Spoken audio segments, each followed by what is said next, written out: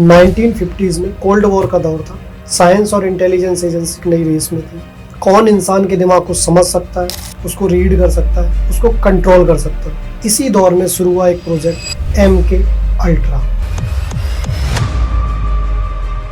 इस प्रोग्राम को officially mind research बोला गया और वक्त के साथ वो बन गया ह्यूमन एक्सपेरिमेंटेशन का सबसे कंट्रोवर्शियल प्रोजेक्ट। शुरू से स्टार्ट करते हैं। कोल्ड वॉर का दौर था। अमेरिका को पता चलता है कि सोवियत यूनियन कोई ऐसी रिसर्च कर रहा है जिसमें वो इंसान के ब्रेन को रीड कर सकता है, उसको कंट्रोल कर सकता है। तो अमेरिका ने सोचा वो क्यों इस रेस में पीछे रह जाए। तो अमेरिका ने 1949 से 1960 तक बहुत सारे प्रोजेक्ट स्टार्ट किए और उन्हीं में से एक सबसे बड़ा प्रोजेक्ट था ये MK अल्ट्रा।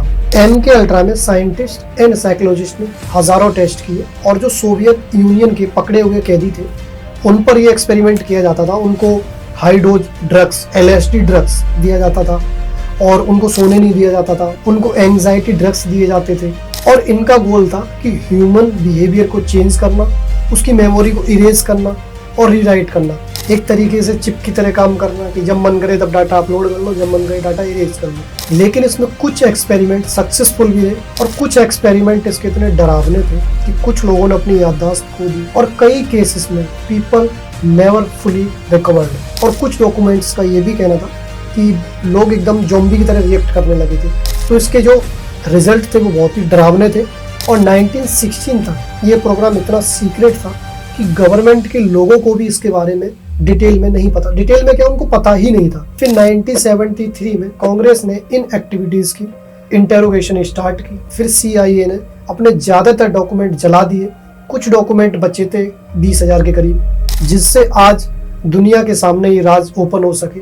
अमेरिका ने न सिर्फ जो सोवियत यूनियन के पकड़े हुए कैदी थे उन पे एक्सपेरिमेंट किया, अपने लोगों पर भी एक्सपेरिमेंट किए। एक साइंटिस्ट थे फ्रैंक ओल्सन, उनके बिना बताए उनको LSD दी गई और उनकी कुछ टाइम के बाद विंडो से कूदकर उन्होंने अपनी आत्महत्या कर ली। ऐसा बताया गया कि विंडो से कूद के उन्होंने अपनी आत्महत्या कर ली, लेकिन सच ये नहीं था। बाद के जब रिपोर्ट आई तो पता चला वो आत्महत्या नहीं, वो एक एक्सपेरिमेंट था जो CIA कर रही थी। फिर इसके बाद हजारों केसेस सामने आए जहां लोगों ने बोला कि उन्हें हाइप्नोसिस एंड ड्रग्स के थ्रू मैनिपुलेट किया गया।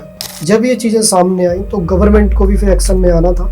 गवर्नमेंट को न चाहते हुए भी फिर बहुत सारी रिसर्च में ट्रांसपेरेंसी रखी गई और कुछ एक्सपर्ट का मानना है MK अल्ट्रा का नॉलेज आज भी मॉडर्न और साइकोलॉजिकल वॉरफेयर में इंटेरोगेशन सिस्टम में यूज होता है। MK अल्ट्रा हमें ये याद दिलाता है कि साइंस जब एथिक्स से अलग हो जाता है तो इनोवेशन एंड मैनिपुलेशन के बीच का डिफरेंस मिल जाता है।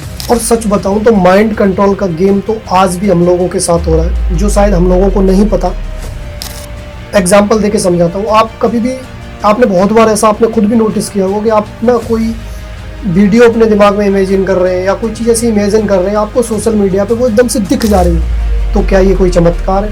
या फिर आज भी कि हम लोगों को पता ही नहीं है। आप इंस्टाग्राम का एल्गोरिथम ले लो, यूट्यूब का एल्गोरिथम ले लो, ये चीज़ें ऐसे वर्क करती हैं। हमें लगता है ना कि हमारे माइंड के साथ आज भी खेला जा रहा है। आर्टिफिशियल इंटेलिजेंस है, जितनी टेक्नोलॉजी आ रही है वो ह्यूमन ब्रेन के साथ आज भी खेल रही है। और रिसर्च तो आपको भी पता है कि कोई भी रिसर्च आज तक हुई हो वो फिर व्यर्थ नहीं जाती है।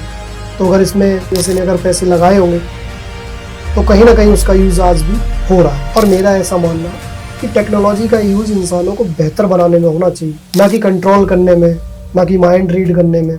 MK अल्ट्रा का सच एक वार्निंग है।